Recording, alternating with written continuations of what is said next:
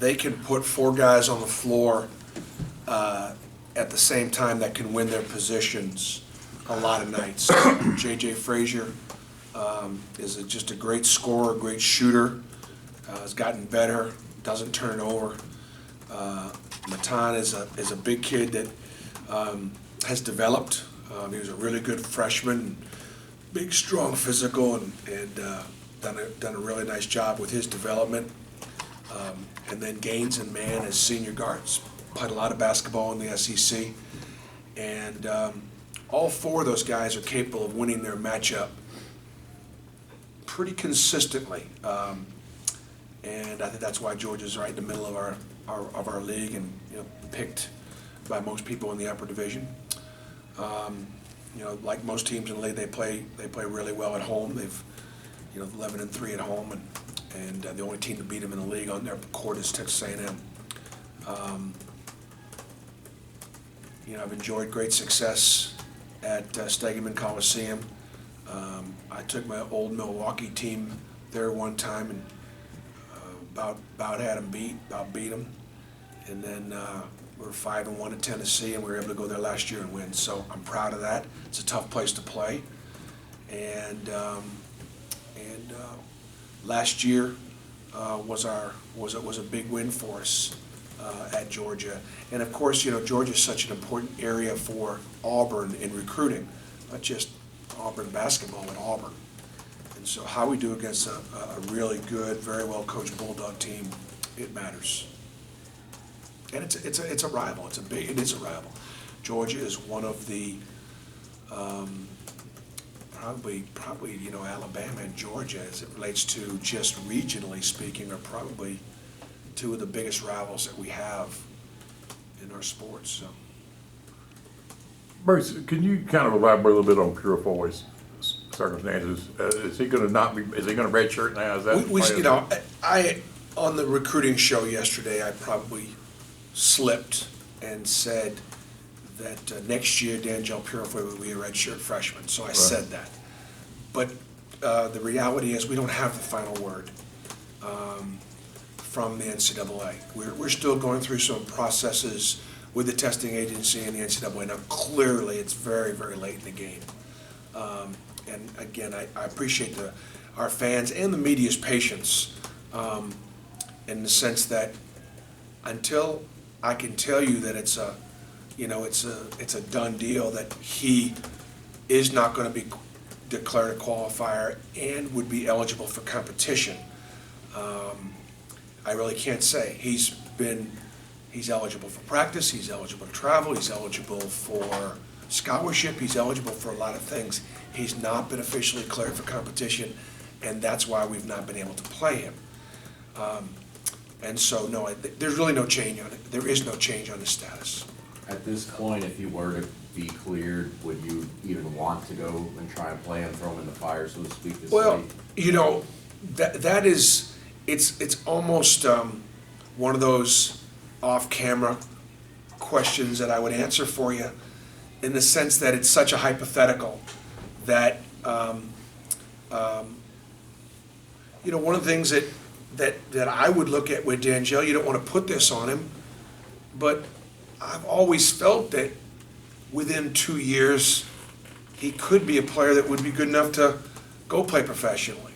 So, therefore if he was a 4-year player that never, where there would ever be a consideration for leaving early, then I absolutely would not play him. He absolutely would redshirt, and there would be no questions asked at this point. But because he's somebody who may only be here for a couple of years because of his talent, but right now I don't have to answer that question because it doesn't exist. Just to clarify, Bruce, for the last couple of months, has it just been a sit and wait period, or have you gotten feedback and then you've been able to give feedback back? Has it been a give and take, or are you just kind of sitting and waiting? There's been give and take. There continues to be give and take. And so, but we've not, again, done anything elevated as it relates to getting him ready to go out there and play. He's practiced with us on days that we go live, and we only go live 1 day a week. So he, at the same time, he's done a really good job this second semester in the weight room. He's up to 230 now, and, is physically going to be even more ready, when the time comes, because he's bigger and stronger, and he still has his individual workouts and so on and so forth, but also has been able to provide him with the time, because of no competition, to focus on his academics, and he's done a good job with his academics, so.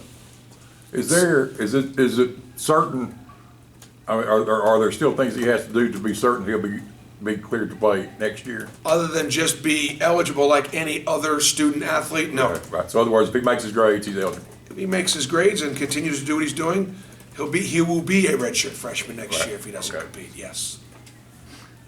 How frustrating is it for you, as a guy who's won almost every season, to go through this and to look over there and see all the guys, not just him, but him and Yeah. Hodge and Dunnins and all those guys, and say, if I had all them out there, this would be different. It's much more frustrating for the players, Philip, than it is for me, because, and I can't sleep, and I'm miserable. But I have it a little bit given that, I still have it in perspective.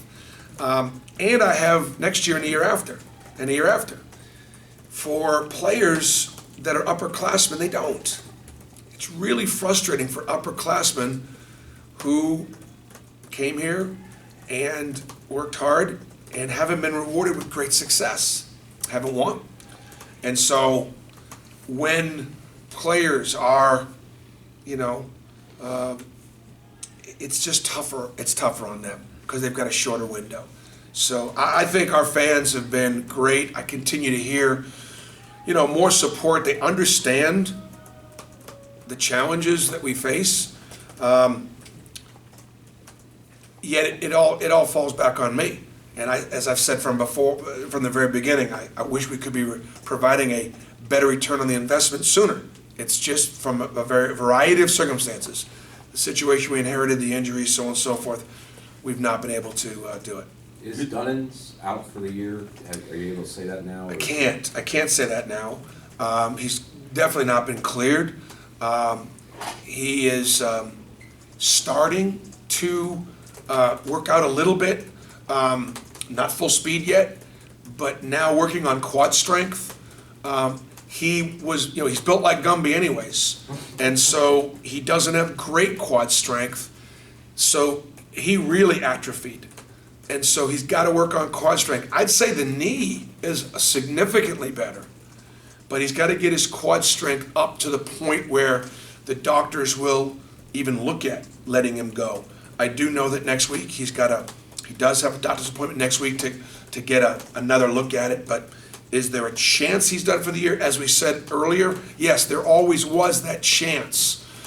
Because originally it was a 6-week injury, and then 2 weeks after that he had surgery to repair some damage and some bleeding and things like that, which then pushed it out another 6 to 8, which gets us to where I guess next week or the week after we're looking at it. So Can he redshirt?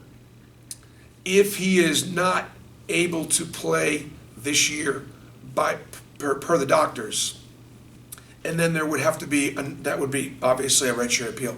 And then the second thing would be, if he can't play, he would be looking at a 6th year. He'd have to appeal that also because of his clock. So there are 2 issues. Is it possible? It's possible. But right now we're working to try to bring him back. And then if he can't come back, then we would look at the red shirt. But it would be something that would require. So he's already redshirted 1 year, is that? No, he just did his 5th year clock. He started. He was in junior college for 3 years. Right. So he's got a clock issue. That doesn't mean it's not possible. And there are some circumstances that might present that. But right now we're working on just trying to medically get him back and get him healthy. We'll see where that is, and then we'll take a look at the other. Bruce, one of the things you said after LSU was that you felt Bryce was another guy that you could use as a playmaker with Yes. the ball. And do you feel like you might be able to, at this point in his freshman year, put the ball in his hands a little bit more and kind of relieve Kareem of his point guard duties on possessions every now and again? I believe that Bryce can begin to be more of a breakdown player. I do think he has that ability. And what you do first is you break down for yourself, because it's just easier. In other words, as a shooter, you hunt your shot. You work to get open. And if you're open, you stick it. And then as a breakdown guy, you work on going by your man and get to the rim and finish it. And then you begin to work on, when help rotates, be a facilitator. And so first things first, let's see if he has shown the ability to go by and make good one-on-one plays and then become more of a facilitator. And we certainly need it. We certainly need more breakdown guys to be able to make plays for themselves and others. Everybody good? All right, thank you. Thanks.